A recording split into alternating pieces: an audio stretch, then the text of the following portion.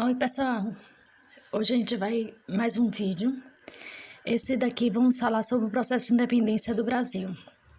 Normalmente, algum tempo atrás, falava-se na independência do Brasil, citava-se apenas o 7 de setembro. Hoje, para a gente entender e para que as pessoas entendam o que foi o 7 de setembro de 1822, a gente tem que entender todo um processo que começou muito tempo antes. E não começou no Brasil, na verdade começa lá na Europa. Então, assim, para a gente entender tudo isso, a gente tem que voltar um pouquinho no tempo antes de 1822. Mas literalmente, gente, o Brasil nasceu de uma cagada. Quer ver isso? Vamos lá. 7 de setembro. A independência foi somente o grito de Ipiranga. Esse quadro que vocês estão vendo aí é o famoso quadro, né, do grito do Ipiranga. E nele mostra Dom Pedro acompanhado de um monte de soldados, num cavalo todo bonito, com a espada e tudo mais. Esse quadro é de Pedro Américo, tá no Museu do Ipiranga. E foi feito, na verdade, aproximadamente 100 anos depois, ou quase 100 anos depois, do Grito do Ipiranga. E por que eu falei no slide anterior que o Brasil nasceu de uma cagada? Porque, segundo relatos de pessoas que estavam com Dom Pedro ele estava vindo de Santos, onde ele tinha uma amante lá, a conhecida Marquesa de Santos, né, Domitila de Castro.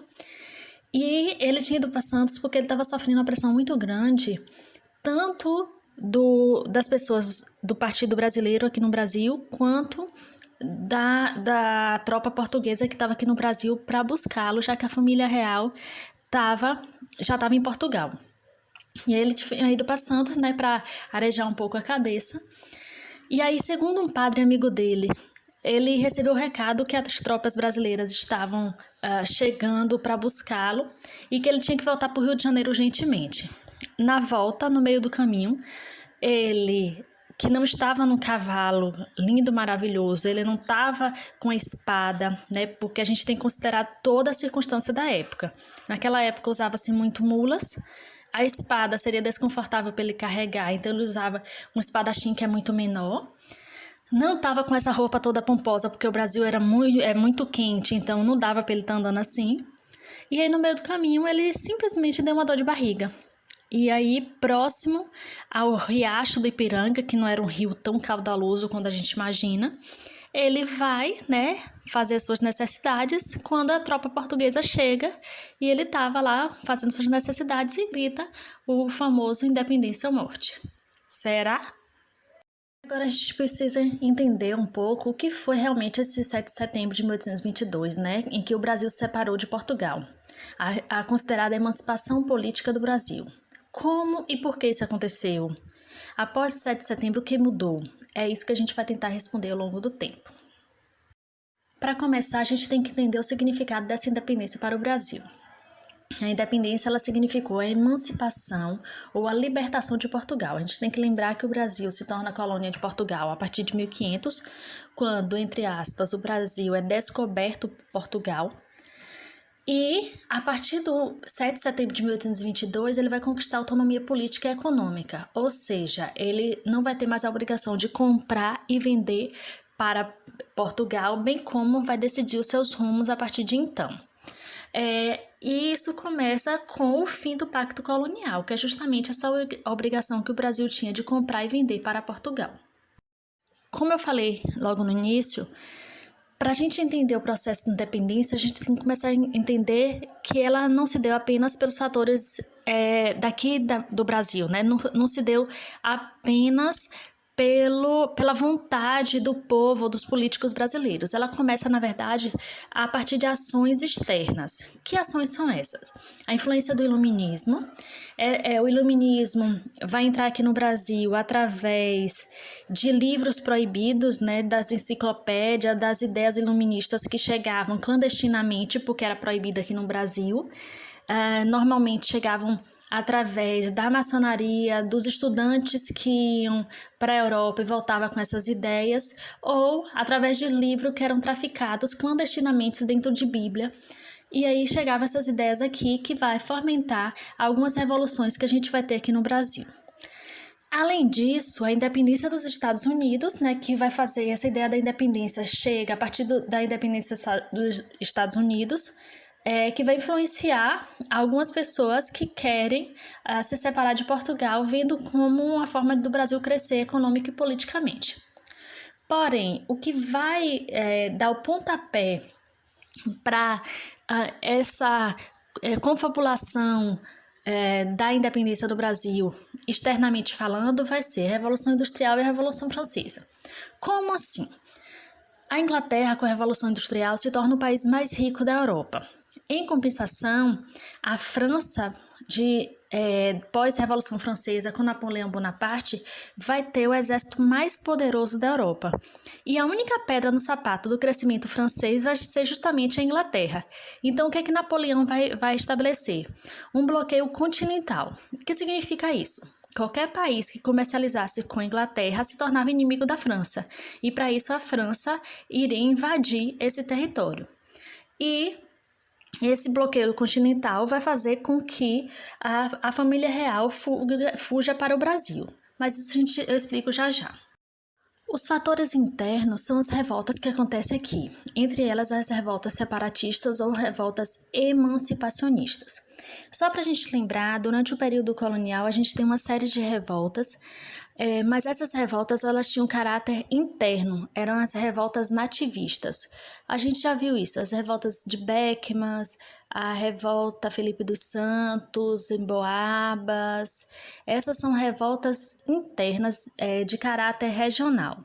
Já as revoltas separatistas ou nativistas, elas são 3, na verdade, a Inconfidência Mineira, a Conjuração Baiana e a Conjuração Carioca, que na verdade não chegou a acontecer, foi só um ideário, mas não chegou a acontecer.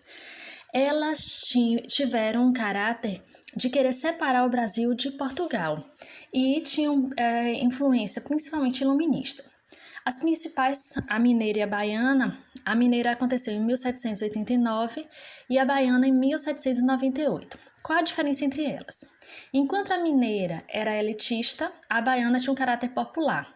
A Conjuração Baiana também é chamada de Revolta dos Alfaiates, pelo caráter popular que tem.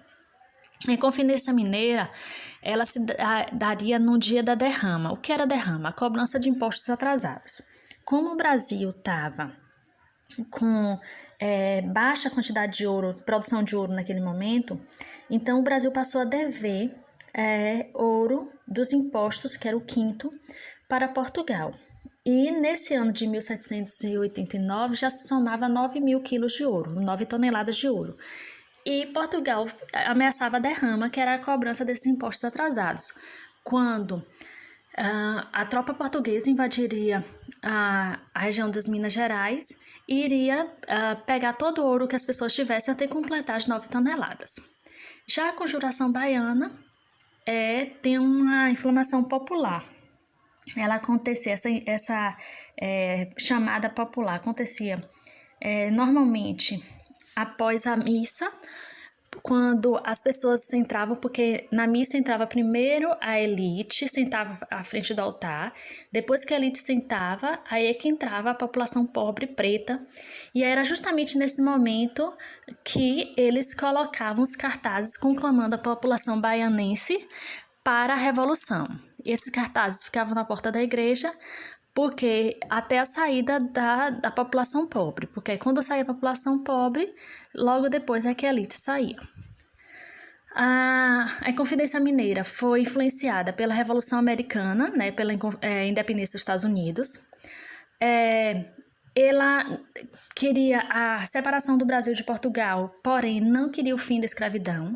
Tinha como influência o iluminismo. Queria que o Brasil se tornasse uma república, com sede em Minas Gerais, mais precisamente em São João del Rei, e era uma revolta separatista. Já a Conjuração Baiana foi influenciada principalmente pela Revolução Francesa, que aconteceu 11 anos antes. Queria, além da separação do Brasil de Portugal, queria o abolicionismo, o fim da escravidão. Foi influenciada pelos iluministas, queria a república, mas uma república muito mais popular. Essas duas revoltas é que vai também começar a pressionar ao governo português, né, o regente português, a vir para o Brasil. Qual o resultado das revoltas separatistas? A Conjuração Baiana vai fazer com que todos os líderes sejam presos e eles vão ser mortos em praça pública no Pelourinho, em Salvador. Ela não chega realmente a acontecer, na verdade é o conchavo de uma revolta que vai ser dedurada e o governo vai chegar e acabar prendendo todos os líderes. Já em Confidência Mineira, também vai ser delatado por um cara chamado Joaquim Silvério dos Reis. E os líderes da elite, a maioria vão ser presos, alguns vão ser enviados para o Acre, para a região do Acre da Amazônia, né, que na verdade é a Amazônia brasileira.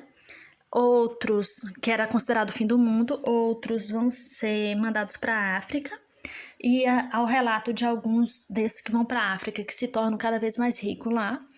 E desses todos, o único que vai ser preso, enforcado, é Tiradentes, né, Joaquim da Silva Xavier.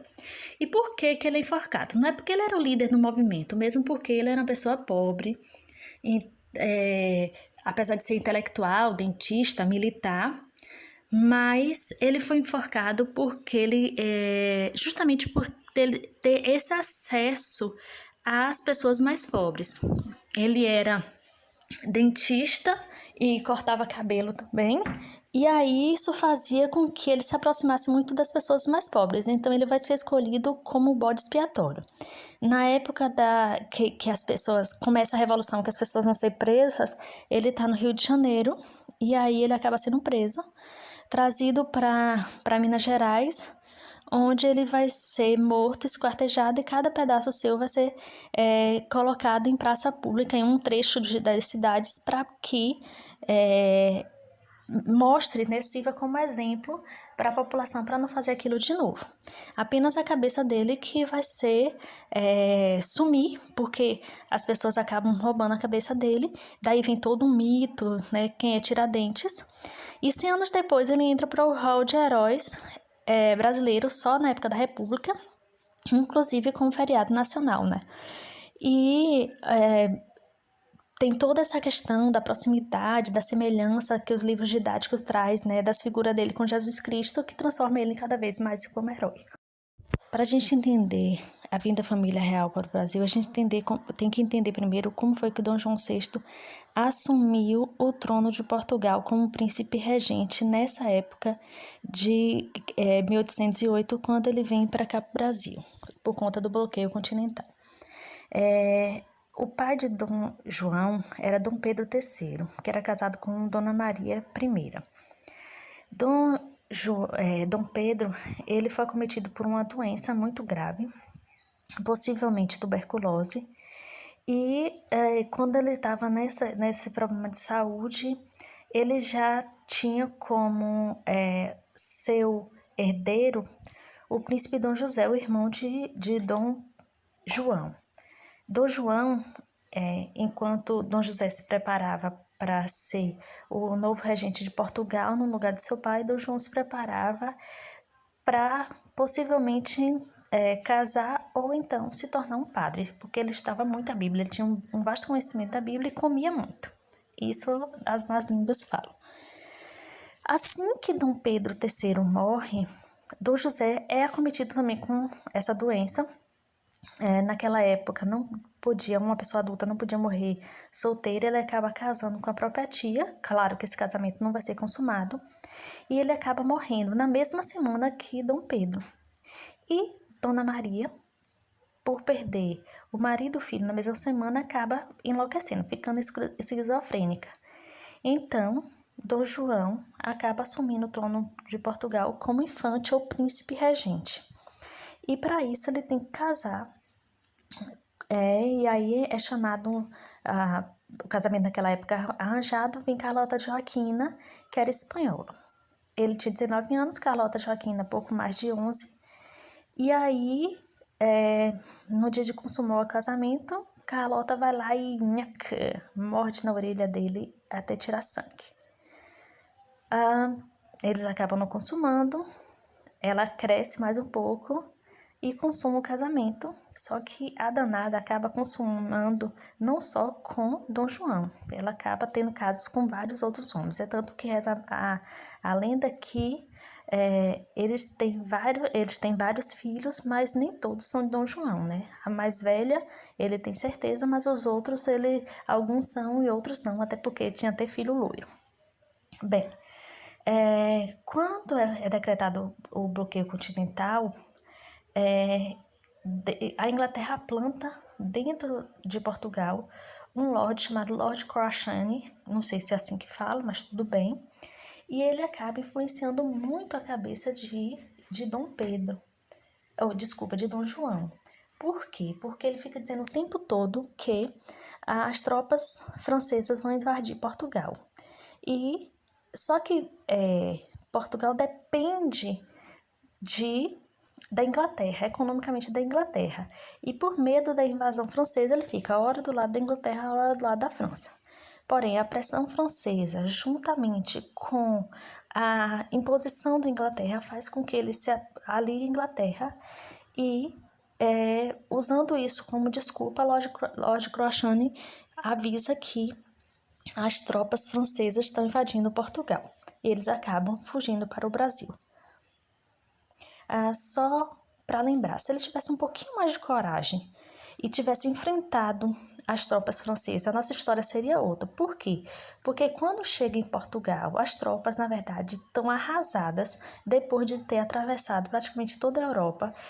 Já não resta tantos soldados, já não resta tanto equipamento. Então, possivelmente, com qualquer exército, Dom João venceria as tropas portuguesas e tornaria uma nova lenda. Claro que para os portugueses, a família real não fugiu do Brasil. Eles apenas saíram de lá para resolver questões internas, já que aqui no Brasil estava acontecendo as revoltas emancipacionistas. Bem, a vida da família real ocorreu em virtude também do bloqueio continental, da luta entre a França e a Inglaterra. Como não conseguiu vencer os ingleses pela arma, os franceses decretou o bloqueio continental. Esse bloqueio deixou Portugal em uma situação delicada, pois dependia economicamente da Inglaterra e tinha medo da França invadir Portugal. Então, para resumir, o que foi que fez a família real vir para o Brasil? Depois do ultimato mandado pela França, através de Napoleão, a família real se reúne toda em meio a uma madrugada chuvosa para fugir de Portugal.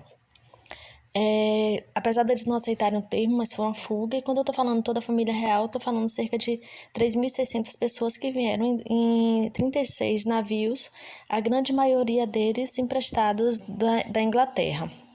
E a família real deixa Lisboa no dia 29 de novembro de 1807, como vocês podem analisar esse quadro aí. E de lá começa a sua saga vindo para o Brasil. Alguns não chegam, outros vão parar em Recife, outros vão parar em outras ilhas, mas Dom João, Carlota Joaquina e todos os herdeiros reais chega depois de 54 dias no mar. Chegam a Salvador no dia 22 de janeiro de 1808, ficam 36 dias na Bahia, aliás, 36 dias de muita festa, só que Carlota vai odiar a Bahia, porque ela vai dizer que só tem negro, e depois eles vão para o Rio de Janeiro, que já era a capital do Brasil nesse período. Nesse slide também vocês podem ver as chamadas revoltas nativistas, que é a Revolução dos Beckmans, 1684, Guerra dos Mascates, 1710, a Revolta de Vila Rica, 1720, e a Guerra dos Emboabas, em 1708, são as chamadas revoltas nativistas. Assim também como a gente tem os movimentos emancipacionistas na Bahia e em Minas Gerais também. Naquela época, Salvador era muito maior do que o Rio de Janeiro, que por ter sido capital por mais tempo. E quando toda a família real chega ao Rio de Janeiro, eles chegam todos de peruca branca. E aí com os chamados vestidos da moda, muito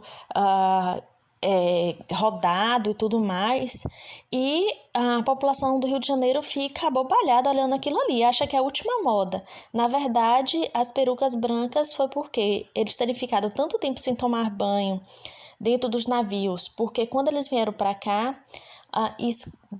lembraram tanto de trazer riquezas, né? Sacaram tudo que tinha de riqueza no Banco de Portugal e na Biblioteca Real, que esqueceu os bens básicos, como comida e água. Então eles ficam muito tempo sem tomar banho e acabam pegando um surto de piolho.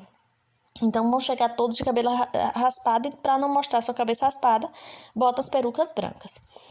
Onde acomodar tanta gente dentro do Rio de Janeiro? Não tinha local para acomodar. Então, o que é que a tropa real aqui no Rio de Janeiro vai fazer?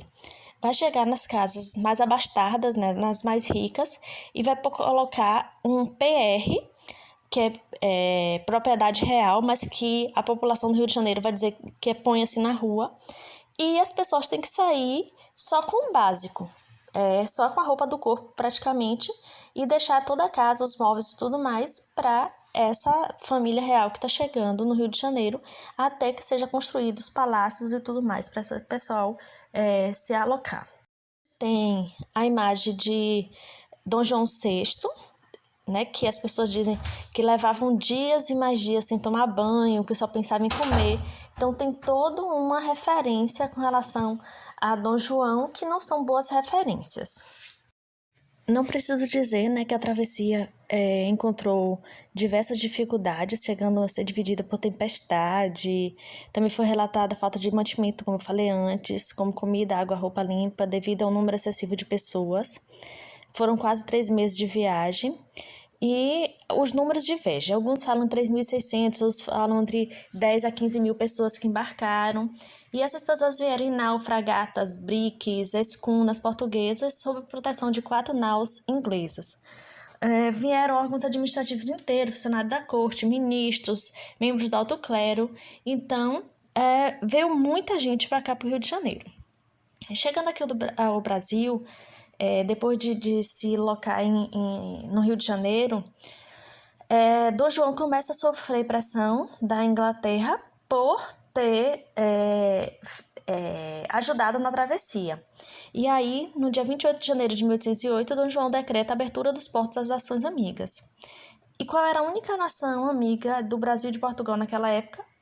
Era a Inglaterra. Isso significa independência econômica do Brasil em relação ao Portugal. É muito importante esse fato, por quê? Porque a partir desse momento está decretado o fim do Pacto Colonial, ou seja, a partir desse momento o Brasil pode comprar não só de Portugal, mas também da Inglaterra. É um grande alívio para a economia inglesa, que estava sufocada pelo bloqueio continental, mas assim, isso vai ser um arroxo para Portugal. Por quê? Porque ao invés de comprar os produtos brasileiros da mão dos portugueses, os ingleses vão comprar diretamente aqui do Brasil. Mas os ingleses eles não se dão por satisfeitos e continuam pressionando Dom João em busca de mais vantagens econômicas. Então, em 1810, Dom João assina o Tratado de Aliança e Amizade, Comércio e Navegação, conhecido como o Tratado de 1810. O que significa esse tratado? Eu explico isso no próximo slide. O Tratado de Aliança e Amizade, Comércio e Navegação de 1810 daria plena liberdade religiosa para os ingleses aqui residentes, já que a maioria desses ingleses eles não eram católicos, eram puritanos. Esses ingleses seriam julgados por juízes ingleses, então eles estariam à parte da justiça brasileira. E o governo português se comprometia a abolir gradualmente a escravidão. Claro que esse gradualmente vai durar 78 anos. Mas o mais importante, que surte mais efeito econômico para aqui o Brasil, para Portugal e para a Inglaterra, é as novas taxas alfandegárias. O que são as taxas alfandegárias? Toda vez que a Inglaterra comprava um produto brasileiro, ele tinha que pagar uma taxa para esse produto sair do Brasil. É a mesma coisa quando a gente compra alguma coisa no AliExpress, Wish, a gente tem que pagar uma taxinha, que é a taxinha de importação. Ou quando você está fora do país e quer trazer algum produto, você também paga. Então, assim, sempre existiu essa taxa alfandegária. O que significava isso? Significava que os produtos ingleses agora pagariam bem menos do que os outros países pagariam, inclusive Portugal. A Inglaterra passaria a pagar 15%, portugueses 16% e os demais nacionalidades 24%. Então, a vantagem da Inglaterra comercializar com o Brasil era maior do que dos portugueses. Bem, a administração joanina aqui no Brasil, quando a família real vem para cá, a gente tem que considerar que a população do Rio de Janeiro praticamente dobrou. Claro que vieram vantagens, né? A gente vai ver uma população que vai sair muito mais à rua e por conta disso vai tentar reformar um pouco do Rio de Janeiro, que não era lá uma cidade como é hoje em dia, né? Era uma cidade rural praticamente. Além disso, vai criar a imprensa régia, que era a imprensa real, para divulgar os feitos reais, a Academia Real Militar para proteger o rei, a biblioteca pública, colocando livros que eles trouxeram de Portugal. Aliás, essa biblioteca pública é a mesma biblioteca nacional hoje, que você pode, inclusive, fazer um tour virtual. Lá você vai encontrar como a primeira Bíblia traduzida para o português, documentos reais e tudo mais. O Banco do Brasil, que vai ser criado por Dom João, e vai colocar as riquezas que ele trouxe de Portugal. O Jardim Botânico, que aliás é um presente que ele dá para Carlota Joaquina, todas as árvores, ou várias árvores plantadas lá, inclusive as palmeiras reais são plantadas ainda na época de Dom João, e toda vez que ele viaja, ele traz árvores, né, espécimes de países que ele visita para o Jardim Botânico como uma forma de agradar Carlota, mas não agrada. Dizem, inclusive, que o portão do Jardim Botânico foi um portão que ele comprou para colocar na Casa Real, mas que Carlota odiou e ele acabou colocando no Jardim Botânico. Trouxe também a missão artística liderada pelo pintor francês Debré, em 1816, que essa missão vai começar a pintar um pouco do que a gente sabe sobre a escravidão nessa época, sobre o cotidiano de algumas cidades brasileiras desse período, principalmente o Rio de Janeiro. Em 1815, Dom João vai elevar o Brasil à categoria de Reino Unido, Portugal e Algarves. O que significa isso? Significa mais um passo rumo à independência, porque agora o Brasil deixa de ser uma colônia de Portugal e passa a ser uma nação amiga a Portugal. E essa nação amiga que está governando Portugal, já que a família real está aqui no Brasil. O mais interessante é que, nesse período, já não existia motivo para Dom João permanecer aqui no Brasil. Por quê? Porque antes disso, na verdade, em junho de 1815, Napoleão foi derrotado num episódio que ficou conhecido como Batalha de Waterloo. E ele acaba sendo preso numa ilha, fica lá por muito tempo, então já não existia por que a família real continuar aqui no Brasil. Mas Dom João se apaixona pelo Brasil e acaba permanecendo aqui. Porque aqui ele era considerado como rei. Lá em Portugal ele era considerado apenas como infante. Só que Carlota odeia o Brasil. Para tentar agradá-lo, ele vai invadir a Guiana Francesa e anexar a província da Cisplatina. Lembrando que a Cisplatina foi colonizada pela Espanha, né, falava espanhol, e na ideia de Carlota, ela iria governar essa região da Prata e deixaria Dom João no Rio de Janeiro. Só que o Dom João pode parecer bobo, mas não era. Ele sabia das traições de Carlota. Aliás, uma curiosidade: toda vez que ele descobriu uma traição de Carlota, ele premiava aquele que era o traidor, só que premiava e mandava ele para bem longe de Carlota Joaquina. E é uma questão bem importante, porque é a nova bandeira do Brasil.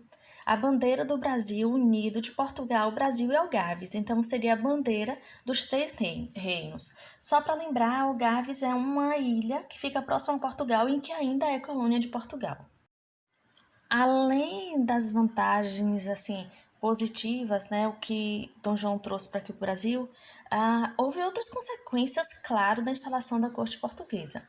os costumes importados da Europa do Rio de Janeiro, como eu falei anteriormente, da questão das perucas que as pessoas passaram a utilizar porque achavam que era moda, que na verdade eram as pessoas que estavam fugindo do piolho. As roupas, apesar do calor, muita gente passou a utilizar as roupas parecidas com aqueles que vieram em Portugal. Mas também o alto custo de vida, né? No filme Carlota Joaquina, que eu até indico que vocês assistam, a gente tem as pessoas tentando comprar uma galinha, mas a galinha está muito mais cara. Por quê? Porque muita gente tenta vender mais caro, porque tem mais gente aqui no Brasil, né? Aquela questão da oferta e da procura. Também houve um crescimento populacional no Rio de Janeiro, né? A população do Rio de Janeiro praticamente dobrou. Antes da chegada da família real, era cerca de 50 mil pessoas, passa para aproximadamente 100 mil pessoas. Essa questão também de essa urbanização, são feitos passeios públicos, teatros, para que as pessoas possam se divertir. Então, a gente vai ver um aspecto bem interessante que as pessoas passam a sair mais de casa, viver mais na rua. E para isso se arrumam muito para mostrar o que tem, né? Mostrar a riqueza que tem. E isso a gente tem outro fenômeno, que é a questão da distribuição dos títulos nobiliárquicos, né? Títulos de nobreza. Muitas vezes os favores que eram feitos pela população para membros da família real, em troca essas pessoas recebiam título de nobreza. Então, era muita gente que era visconde, conde, e por aí vai. Apoio de proprietários rurais locais que passam a apoiar financeiramente essa família real aqui no Brasil. Lembrando que a família real é extremamente numerosa, a gente está falando de todos os membros da realeza. A criação de cargos públicos para ocupar nobres, às vezes cargo absolutamente desnecessário, mas que aquela pessoa passaria a receber por conta disso, onerando ainda mais o tesouro público. E o aumento de impostos, obviamente, para financiar essas despesas que aumentaram muito com a chegada da corte portuguesa aqui no Brasil. Agora vocês precisam entender o seguinte: a vinda da corte portuguesa para cá, para o Brasil, já significa uma autonomia política e econômica para o Brasil. Como assim? Com a abertura dos portos, como eu falei antes, e o Tratado de Comércio de Amizade com a Inglaterra, de 1808 e 1810, respectivamente, significa o fim do Pacto Colonial. Ou seja, a partir desse momento, o Brasil passa a comprar não só de Portugal, mas também da Inglaterra. E outra coisa bem importante é a inversão metropolitana. O Rio de Janeiro se torna a sede da monarquia portuguesa, o centro do Império Ultramarino Português. Então, o Brasil deixa de ser simplesmente a colônia de Portugal, mas para ser a colônia que cedia o governo português. Então, o governo português é governado do Brasil. E a elevação do Brasil a Reino Unido em 1815 significa realmente que o Brasil deixa de ser colônia. Então, são as mudanças bem importantes que a gente precisa entender. Eu já falei sobre isso, mas só para relembrar que em 1816 a missão artística francesa vem para o Brasil. Vem vários artistas, entre eles Jean-Baptiste Debré, que vai retratar um pouco sobre a corte portuguesa, a vida da corte portuguesa aqui no Brasil, mas também sobre o cotidiano brasileiro do período. Muito do que a gente sabe do período é através dos quadros desses artistas da missão francesa. Mais uma vez, para a gente lembrar, a política externa, né, em 1807, assim que sai de Portugal, assim que já está se virando para sair de Portugal, os portugueses invadem também a Guiana Francesa. Na verdade, é uma forma também de se vingar por tudo que está acontecendo contra os franceses, mas essa Guiana Francesa é devolvida em 1817. Lembrando que a Guiana ainda é um território francês até hoje, né? Pelo menos em parte. Eles falam muito francês, utilizam muito o euro como moeda. Você precisa de um visto para entrar lá e fica tão próximo ao Brasil. Em 1816, a anexação da província da Cisplatina, que é hoje o atual Uruguai, e isso é para tentar agradar Carlota, porque ela acha que vai para lá, porque ela é uma espanhola e eles falavam espanhóis, e essa província vai se tornar independente em 1828, a gente fala isso um pouco mais para frente, que é a Guerra da Cisplatina. Na política interna, a gente vai ter uma revolução muito importante nesse período, que é a Revolução Pernambucana de 1817, que explico agora. Ao longo da história do Brasil, a gente vai perceber que Pernambuco é uma província bem revolucionária. Vão ser várias as revoluções que vão acontecer liderada pelo povo pernambucano. A Revolução de 1817, ela vai acontecer por conta da decadência econômica de Pernambuco. A gente tem que lembrar que, a partir do momento que a cana-de-açúcar deixa de ser o produto principal brasileiro, passando a ser o ouro, Pernambuco ele é meio que deixado de lado. Pernambuco só não, todo o Nordeste. E além da decadência econômica, né, que Pernambuco é deixado de lado, a gente vai ter também uma seca em 1816, que vai fazer com que a produção de algodão e a exportação de açúcar, que ainda é nos produtos mestres de Pernambuco, vão cair assim vigorosamente. E, além disso, já falei anteriormente, né, por conta da vinda da corte portuguesa para o Brasil, e para manter o luxo dessa corte, vão ter que aumentar os impostos, e cada vez mais Pernambuco, em meio à crise, tem que pagar mais e mais impostos. Além disso, o comércio dentro de Pernambuco, aliás, isso vai ser uma constância no Nordeste inteiro, vai ser liderado por comerciantes portugueses. E aí, utilizando essas causas, os rebeldes vão tomar o poder por mais de 2 meses. Eles proclamam a República em Pernambuco, proclamam também a liberdade de expressão e a liberdade religiosa. As pessoas podem praticar qualquer culto religioso. E essa liberdade de expressão é falar além daquele português clássico que era falado aqui no Brasil, mas uma mistura de sotaque.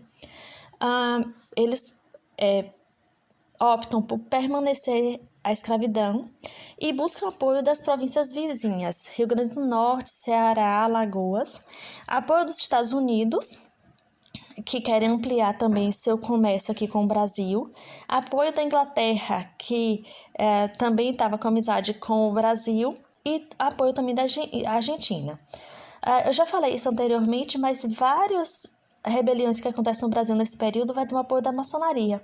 Essa maçonaria, ela vai apoiar através das ideias iluministas, já que eles vão ter um contato maior com as ideias iluministas. Porém, a repressão vai ser impiedosa da coroa, e essa repressão vai ser ajudada tanto pelo Rio de Janeiro, mas também pela Bahia. Isso vai começar a criar uma inimizade entre os pernambucanos e os baianos. Todos os líderes vão ser mortos e essa repressão ela começa a partir do momento que há a divisão do grupo. Por quê? Porque a ala mais pobre de Pernambuco vai querer o fim da escravidão e a ala mais rica não quer isso. Então, a repressão vem através do exército mandado pelo Rio de Janeiro e pela Bahia e acaba com a Revolução. Só para situar vocês que esse período de 1817 a 1818 vai ser um período onde internacionalmente a gente vai ter várias rebeliões chamadas revoluções liberais, que era a luta por governo eleito pelo povo. É o que a gente chama de início da Primavera dos Povos. E essas ideias vão chegar aqui ao Brasil, influenciando, de certa forma, até a Revolução Pernambucana. Como eu falei antes, o Brasil ele praticamente estava livre de Portugal, né? A sede do governo português era aqui no Brasil. A gente tinha agora, era o fim do Pacto Colonial, liberdade de comércio com a Inglaterra, que era muito mais vantajoso do que com Portugal. Isso vai gerar uma crise econômica sem precedentes para Portugal. E essa crise econômica vai dar início a uma revolução lá em Portugal chamada Revolução Liberal do Porto. A Revolução Liberal do Porto vai ter como fatores a crise social, por conta da vinda da família real para cá, com todas as riquezas, uma crise política, já que Portugal era administrado pela sua colônia e deixando de ser o centro do Império Português. Além disso, Portugal atravessava uma séria crise financeira. E, como mostra nessa imagem, Portugal estava totalmente desorganizado na distribuição da caridade à população pobre. Só de a gente pensar que o quanto Portugal perdeu, porque agora as transações comerciais não passavam por Portugal para fazer entre o Brasil e a Inglaterra. Ia direto Brasil e Inglaterra. Não precisava ter atravessador em Portugal. E isso vai fazer com que Portugal deixe de mamar nas tetas do Brasil, se a gente for fazer uma analogia, como se o Brasil fosse uma grande vaca e Portugal se alimentasse dessa vaca. O que foi que os revolucionários fizeram? Criaram um governo provisório em Portugal, decretaram as eleições para a realização de uma Assembleia Constituinte com os representantes de todas as províncias do Império, demandaram o fim da influência inglesa no comércio português. Então, assim, para você entender de maneira bem clara, as intenções do novo governo lusitano era recolonizar o Brasil e também que Dom Pedro voltasse à Europa. E eles dão um ultimato a Dom Pedro: ou ele volta, ou então ele perderia o trono. Só que o que a gente tem que salientar muito, essa volta de Dom Pedro para a Europa significa que ele vai voltar, só que com menos poderes, porque com a mudança da Constituição, Dom Pedro deixa de ser um imperador, um rei absolutista, para ser um rei dominado pela Constituição, ou seja, seus poderes passam a ser podados pela essa nova Constituição. Já falei aqui dos sentimentos de Dom João enquanto o Brasil, né? Ele amava o Brasil. Por que ele amava o Brasil? Como eu falei, aqui ele se tornou rei. Aqui, Dona Maria I, que já estava esquizofrênica, acaba falecendo e ele é aclamado o rei do Brasil e de Portugal. Mas mais do que isso, ele era amado pelo povo brasileiro. E, assim, em todas as circunstâncias. Quando a Revolução do Porto e a pressão de Portugal para que ele retorne, ele fica em um beco sem saída. Carlota achando aquilo o máximo, que ela quer muito voltar para Portugal, e ele odiando essa situação. Ele procura adiar a decisão e conciliar os interesses de todas as formas possíveis. Mas a pressão das tropas portuguesas que haviam chegado ao Brasil vai ser tão grande que ele decide voltar. Mas ele acaba sendo esperto, ele volta, mas garante a continuação da sua família no governo no Brasil, deixando seu filho Pedro como príncipe regente aqui no Brasil. A partida para Portugal, ele vai chorando realmente, mas assim, ele vai ser bem cruel com relação ao Brasil. Por quê? Porque ele vai raspar o Tesouro Brasileiro, falindo pela primeira vez o Banco do Brasil. Carlota, ao contrário, né? Vai feliz da vida. Segundo alguns relatos, tem uma cena icônica onde ela bate os sapatos nos navios, dizendo que do Brasil ela não quer nem a poeira. Só uma curiosidade histórica é que quando chega em Portugal, Carlota e Dom João eles passam a viver em palácios diferentes e Dom João, pouco tempo depois, acaba morrendo e há uma investigação porque as pessoas acham que foi Carlota que envenenou ele e ela morre, né? Ela se envenena, na verdade, e morre, dizendo que isso não aconteceu. E por que há essa investigação? Porque existe também outra suspeita que ela tivesse mandado matar mulheres de amante, ex-amante e tudo mais. Bem, continuando. O que significa a permanência do príncipe regente aqui no Brasil? Significa a continuação da família real portuguesa aqui no Brasil. Mas isso acaba desagradando as cortes portuguesas. Por quê? Porque a gente tem que lembrar que essas cortes queriam a recolonização no Brasil.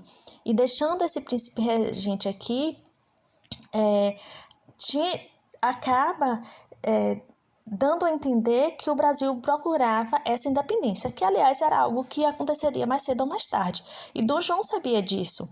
E tanto sabia que ele prefere deixar seu filho aqui para continuar esse vínculo com Portugal e com a própria família dele, do que levá-lo para Portugal. Só que a corte portuguesa tenta o tempo todo que Dom Pedro retorne para Portugal. A pressão é tão grande que acaba chegando aos ouvidos dos brasileiros. E com medo dessa recolonização, já que, se a gente for lembrar, né, principalmente se fosse tratando do Rio de Janeiro, há muito tempo que o Rio de Janeiro se sentia livre em relação a Portugal, comercialmente e politicamente falando, apesar de que as outras províncias não sentissem dessa maneira essa liberdade, mas Isso vai fazer com que os agricultores, fazendeiros, agricultores, aquelas pessoas que tinham mais poder e influência aqui no Brasil, reunissem cerca de 8.000 assinaturas. Essas assinaturas eram muito engraçado porque, assim, a maioria das pessoas no Brasil nessa época não sabia ler e escrever. Então, assim, pessoas saíam para a rua e escreviam o nome das outras pessoas que queriam que Dom Pedro permanecesse no país. E no dia 9 de janeiro de 1822, apoiados pela província do Rio de Janeiro, São Paulo e Minas Gerais, lembrando que eram as províncias mais ricas do Brasil naquele período, Dom Pedro decide permanecer aqui no Brasil. E ele vai à sacada e fala a icônica frase: se é para o bem de todos, felicidade geral da nação, diga ao povo que fico. Por isso que essa data fica conhecida como o Dia do Fico. E isso é bem importante, por quê? Porque a partir desse momento, Dom Pedro passa a interagir de uma maneira diferente com Portugal. Porque todas as leis que vêm de Portugal, primeiro são analisadas por Dom Pedro para ver se elas entrarão em vigor aqui no Brasil ou não. Portugal, óbvio que não aceita pacificamente essa decisão e envia tropas portuguesas para aqui para o Brasil como uma forma de forçar Dom Pedro a embarcar para Portugal. Claro que o povo reage em defesa de Dom Pedro. Em consequência ao Dia do Fico, vem o Cumpra-se, que é a segunda vitória do Partido Brasileiro. Esse Cumpra-se é o decreto assinado por Dom Pedro, determinando que qualquer ordem vinda de Portugal só seria obedecida no Brasil mediante o Cumpra-se do príncipe regente. Então, assim, é uma forma de dizer assim, basta, eu não sou mais mandado pelo rei de Portugal. Agora quem manda no Brasil somos nós, os brasileiros. Apesar de que a gente tem que lembrar que Dom Pedro ele não é brasileiro, ele é português. Falei anteriormente sobre o Partido Brasileiro. Eu queria trazer um pouquinho do panorama político brasileiro nesse período que antecede a independência do Brasil, que antecede o Grito do Ipiranga. Quem é o mentor intelectual, vamos dizer assim, de Dom Pedro é José de Bonifácio de Andrada da Silva, que é o considerado o pai ideológico da independência do Brasil, o patriarca da independência. Apesar de influenciar muito Dom Pedro, a gente tem que lembrar que Dom Pedro é extremamente rebelde. Então, muitas vezes ele age bruscamente, sem considerar as opiniões de Dom Pedro.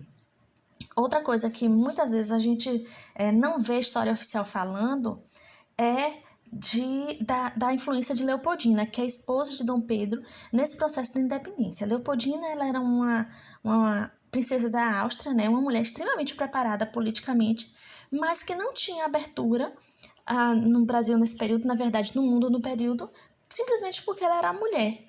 Mas muitas das ideias que Pedro vai ter, tanto no período que antecede a independência como no Brasil independente, vai vir da cabeça dela. Aqui no Brasil, a gente tem 3 grupos políticos que a gente chama aqui de partido, mas não é partido como a gente tem os partidos hoje em dia, eram grupos políticos. O Partido Português, que era conservador, e formado, claro, pela maioria das pessoas descendentes de Portugal, a administração portuguesa, militares portugueses que estavam aqui no Brasil, e por conta disso pretendia restabelecer o domínio português para com o Brasil. O Partido Brasileiro, que era formado pelos grandes fazendeiros, pelas pessoas da elite brasileira, apoiava a independência, mas achava que Dom Pedro tinha que estar no poder por conta disso. Na verdade, eles pensaram em utilizar Dom Pedro como uma massa de manobra para o povo, porque era alguém que o povo idolatrava, mas que eles achavam que eles conseguiam fazer com que ele obedecesse todas as suas ordens. Mas pós-independência eles vão ver que isso não vai funcionar muito bem. E o Partido Liberal, que era formado pelas camadas média urbana, defendia a implantação de uma república democrática ou até de uma monarquia constitucional e se baseava muito nas ideias da Revolução Francesa e da independência dos Estados Unidos. Aí a gente vai ver aqui, quem é que vai determinar os segmentos a partir de aqui, principalmente a partir do Brasil independente? Aquele grupo que tem mais dinheiro, e nesse caso é o Partido Brasileiro. Algumas medidas de Dom Pedro confirmaram a independência. Então, como se fosse um ano no tempo para a independência. No dia 3 de junho de 1822, ele convoca as eleições provinciais para compor uma Assembleia Constituinte para o Brasil. No dia 1º de agosto de 1822, declara as tropas portuguesas do Brasil como inimiga. Então, já é o passo para a independência. Ele já está afastando os portugueses daqui do Brasil. A resposta portuguesa para as medidas tomadas por Dom Pedro vão ser a anulação da convocação da Assembleia Constituinte Brasileira e eles ameaçam enviar tropas para que venham conter essas agitações que existem aqui no Brasil, principalmente exigindo o retorno do príncipe regente.